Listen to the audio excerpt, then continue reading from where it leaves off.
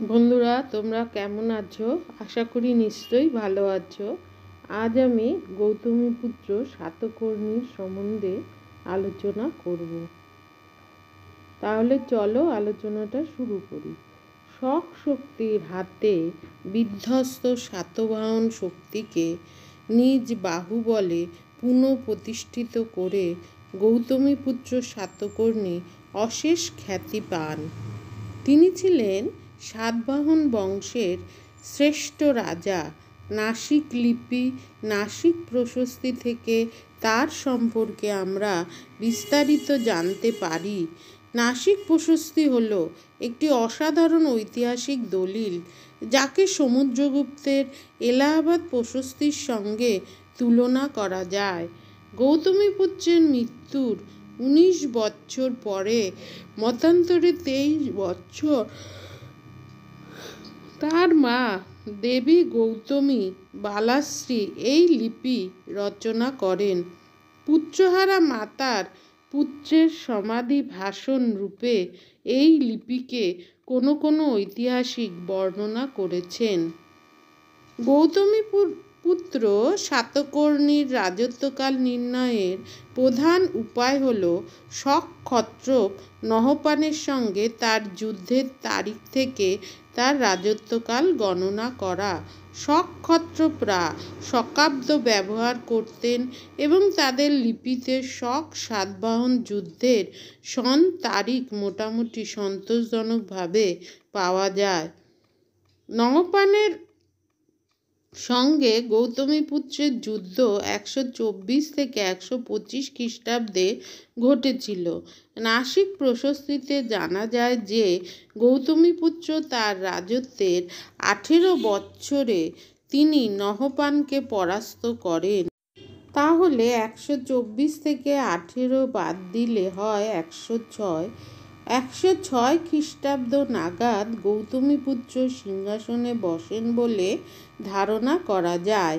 গৌতমীপুত্র 106 খ্রিস্টাব্দে সিংহাসনে বসেন, কিন্তু তিনি কতদিন সাতবাহন সিংহাসনে ছিলেন তা নিয়ে বিস্তর মতভেদ আছে। এই সম্পর্কে কোনো নির্দিষ্ট তারিখ নাসিক প্রশস্তিতে পাওয়া যায় না। যেহেতু 124 থেকে 24 খ্রিস্টাব্দ তিনি শক ক্ষত্রপ নহপানকে পরাস্ত করেন, সেহেতু তিনি 124 থেকে 25 খ্রিস্টাব্দ পর্যন্ত অম্লান শক্তিতে বিরাজিত ছিলেন বলা যায়। তার শেষ লিপিটি তার রাজত্বের 24 বছরে খোদিত হয়। তাহলে 106 যোগ 24 হয় 130 খ্রিস্টাব্দ পর্যন্ত তিনি নিশ্চিত জীবিত ছিলেন। এরপর তিনি জীবিত ছিলেন কিনা তা জানা যায় না। ডক্টর BN মুখার্জি মনে করেন যে খ্রিস্টাব্দ প্রথম শতকের শেষ দিক পর্যন্ত তিনি জীবিত ছিলেন। শক শক্তি ইরান বা মধ্য এশিয়া থেকে এসে প্রথমে নিম্ন সিন্ধু উপত্যকায় বসতি স্থাপন করে। শকরা নানা উপজাতিতে বিভক্ত ছিল এবং তারা ছিল ভয়ানক যোদ্ধা জাতি। ভারতের খওরত ও কর্দমাক এই দুই শাখার শক বসতি স্থাপন করে। প্রথম সাতকর্ণীর আমল থেকেই শকদের সঙ্গে সাতবাহন শক্তির মালব অধিকার উপলক্ষে সংঘাত বাধে। তার মৃত্যুর পর শক ক্ষত্রপ নহপানের আক্রমণে সাতবাহনরা তাদের আদি বাসস্থান মহারাষ্ট্র ছেড়ে অন্ধ্রে বাস করতে বাধ্য হয়। এখন গৌতমীপুত্র সিংহাসনে বসে শক শক্তির হাত থেকে সাতবাহনদের হৃত রাজ্য পুনরুদ্ধারের জন্য চেষ্টা চালান।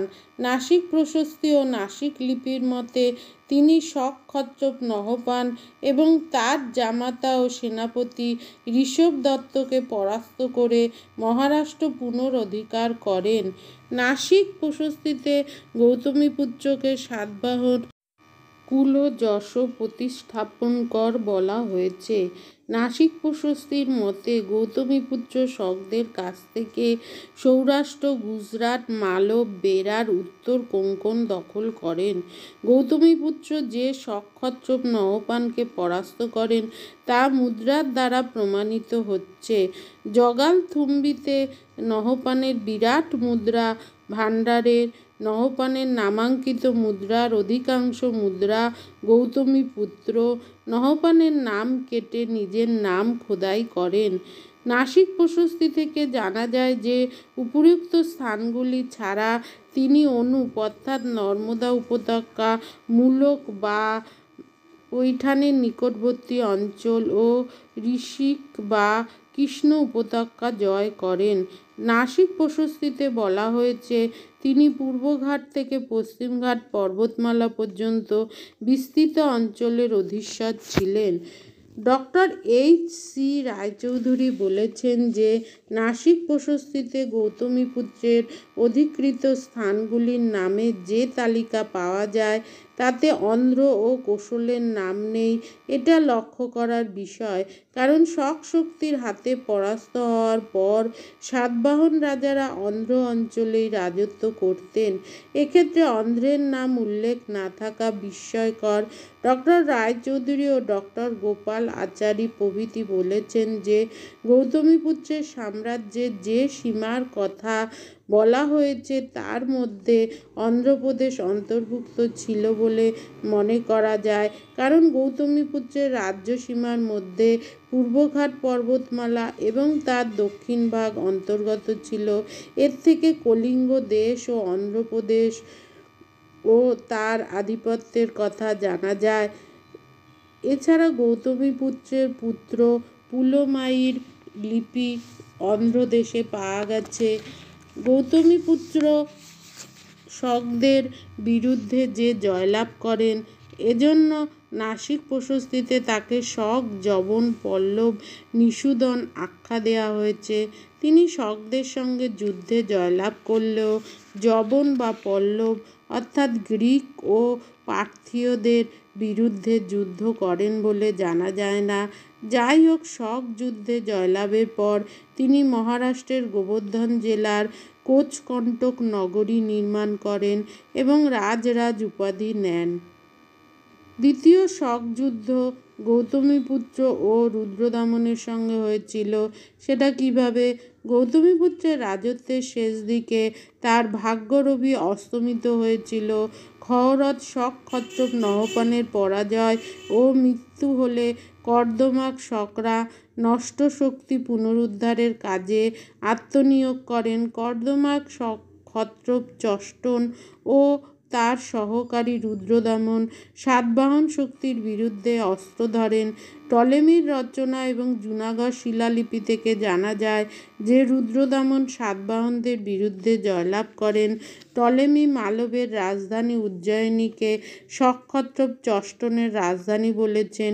এর থেকে প্রমাণ হয় সাতবাহনরা মালবের উপর অধিকার হারিয়েছিল। গৌতমীপুত্র শক আক্রমণ থেকে রক্ষা পাওয়ার জন্য রুদ্রদামনের কন্যার সঙ্গে নিজ পুত্রের বিবাহ দেন। এই পুত্র ছিলেন সম্ভবত বশিষ্ঠপুত্র শাতকর্ণী। তিনি ছিলেন বশিষ্ঠপুত্র পুলমায়ীর ভাই। এর ফলে গৌতমীপুত্রের প্রকৃত কোনো লাভ হয়েছিল কিনা এই বিষয়ে মতভেদ আছে।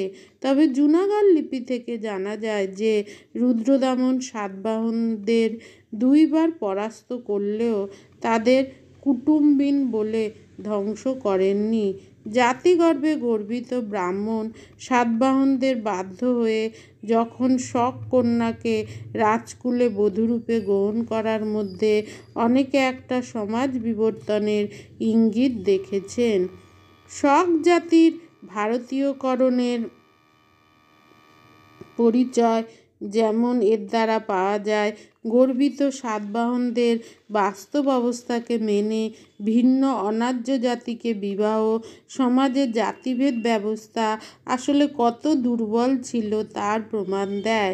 অনেকে মনে করেন যে রুদ্রদামন যে সাতবাহন রাজাকে পরাস্ত করেন তিনি গৌতমীপুত্র শাতকর্ণী নন, তিনি অন্য সাতবাহন রাজা। Doctor B N. মুখার্জি চষ্টন ও রুদ্রদামনের অন্ধাত্ম লিপির উপর নির্ভর করে বলেন যে এই ব্যক্তি ছিলেন বশিষ্ঠী পুত্র শাতকর্ণী, যিনি পুলমায়ীর পরে সাতবাহন সিংহাসনে বসেন, কিন্তু বেশিরভাগ পণ্ডিত এই মত স্বীকার করেন না।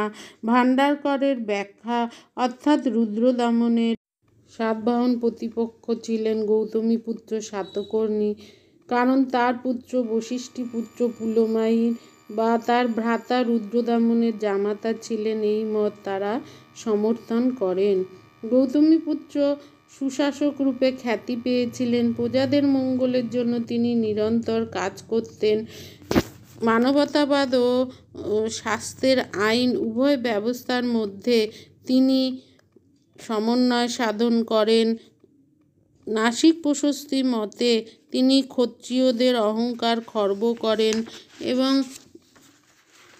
ব্রাহ্মণ ও নিম্নজাতির রক্ষা করেন।